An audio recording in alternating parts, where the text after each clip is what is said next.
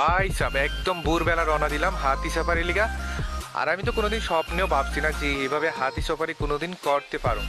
আমি সব সময় ত্রিপুরাতে দেখতাম যে হাতির পিছনে মাউথ বয়ে বয়ে এক কান থেকে আরেক কানে যায়, কাঠ টাট অনেক কিছু নেয়।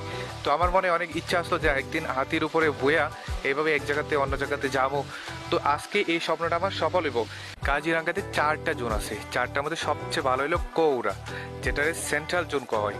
সেখান থেকে আপনারা হাতি দেখতে পারবেন, হাতি সাফারি করতে পারবেন, ট্যাক্সি সাফারি করতে পারবেন, বাঘ দেখতে পারবেন, হরিণ দেখতে পারবেন, রাইনো দেখতে পারবেন। এখানে দৃশ্য না অসাধারণ, অদ্ভুত সুন্দর।